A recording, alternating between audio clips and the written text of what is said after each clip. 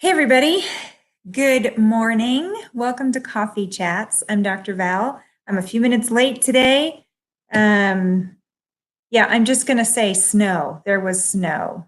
It's the end of May, and we had snow, and it took me a little longer to get everything and get my son to school and all that than I expected. Because, of course, there's no snow day here. All right. Today, I want to talk about, really quick, about thyroid disorders. Why on earth are they so common? This is almost an epidemic. When I was practicing in family medicine, you pretty much expected it in anybody over 60. It was uncommon that somebody was not on thyroid medication. And the standard line was, well, it's kind of like your knees, that it gets old. It's not working as well. It's slowed down. So, it's a little hypothyroid.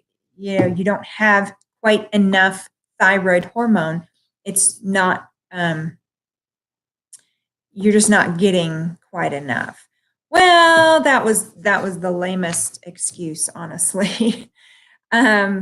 Because it's way, way more common than you expect. Well, why is that? So when I was back in family medicine, one of the first books that probably opened my eyes to this other perspective of medicine and wait, there's more natural ways of treating things, because I wasn't trained that in medical school, was a book by Dr. Brownstein called Overcoming Thyroid Disorder by David Brownstein. He's written a whole ton of books. But this is the copy that I had years ago, and it's got sticky tabs because I read this and it opened my eyes to the fact that, well, wait a minute, there's problems with the labs, like the thyroid labs aren't good enough. And he walked through what he felt were pretty strong problems with what the normal lab values were in the lab testing that was done for thyroid disorder.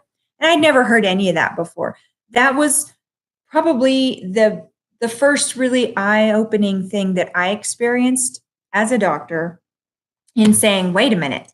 And so following a lot of the things in his book, I started trying to get people off of their thyroid medication, which was usually Synthroid, and onto natural thyroid, which is desiccated thyroid.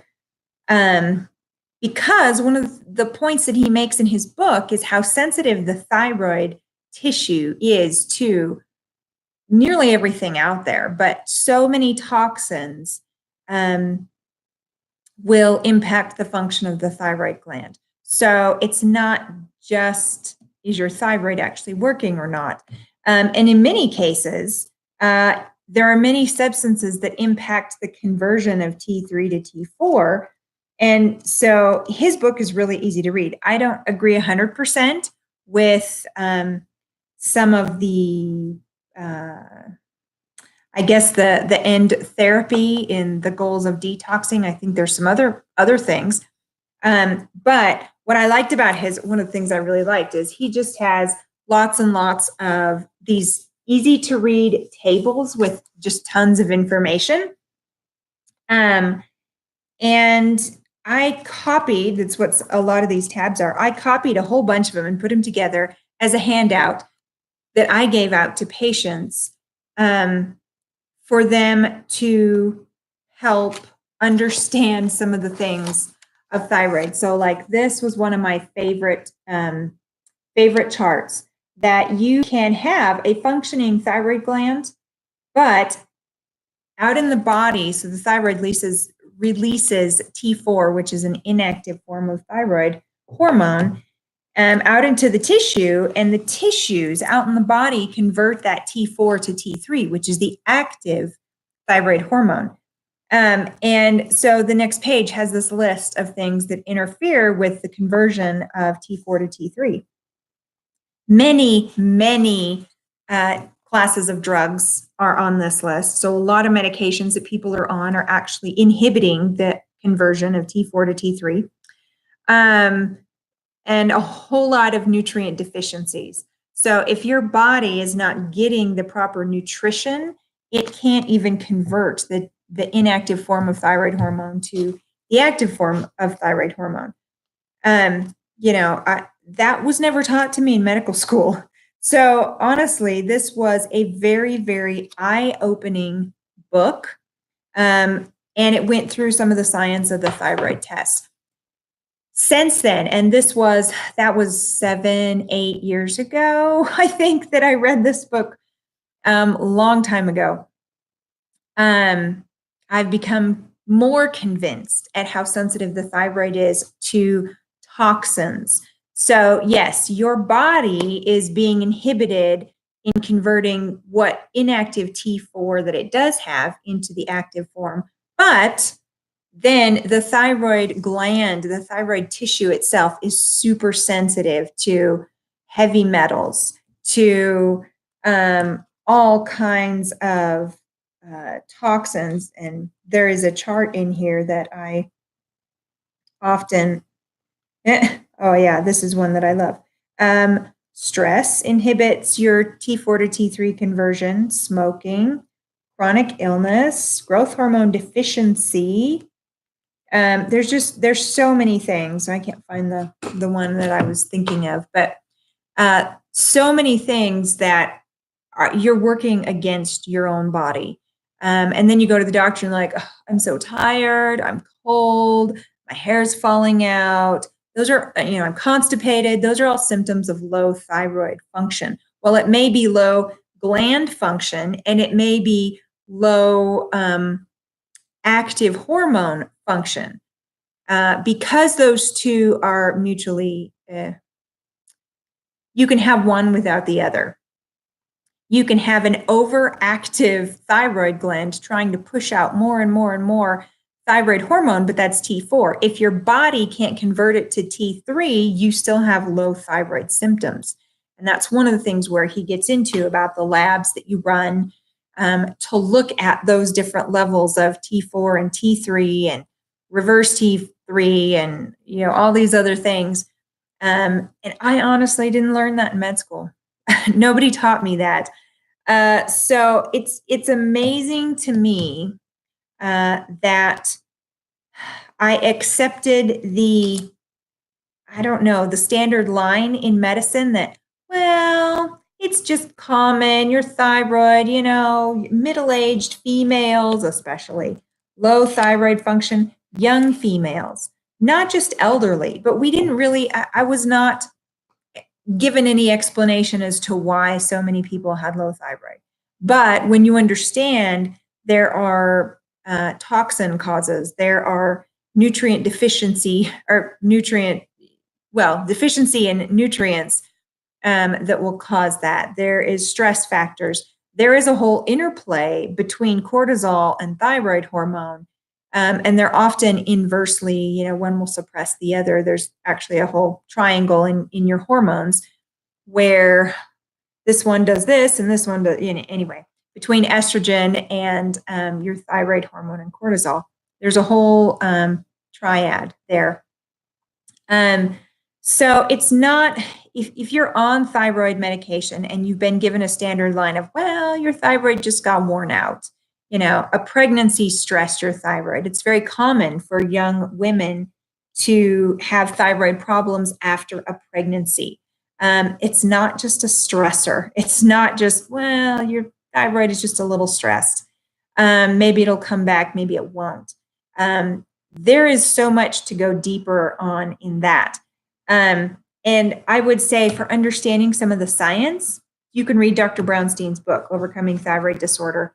I don't agree with 100% of the end, what he says, here's what you need to do, but understand how many things will affect your thyroid. One of the things that I am very big into in terms of how it resets the body and affects the body's health is fasting. And fasting naturally helps your body to detox. It's helping your body to kind of wash out all the inflammatory markers. It helps your body in a lot of ways. It helps your thyroid in a lot of ways. And that's something I came across some data recently, some studies on thyroid function and fasting, and I was fascinated by it. I'll talk about them another time, but you don't have to accept the standard, well, here's your Synthroid, you'll be on it the rest of your life. We'll just adjust the dose.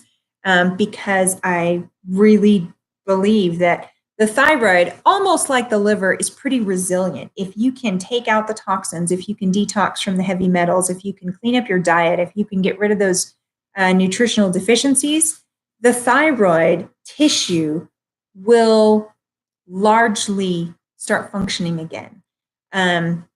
It's very resilient. The liver tissue, you can function on. If you only have like 10% of your liver, basically, you can still live. Many organs are not like that. But the thyroid tissue is remarkably resilient when you get rid of the toxins. So just, educate yourself. Don't accept the line that, I believed for a long time that there just wasn't anything we could do but give, Synthroid. Just give thyroid medication and you just have to live with it. And you still have symptoms. Well, then we just increase the dose. And that's not, that's one of the things that why I'm doing functional medicine now, because I really believe there's another way. There's other answers out there.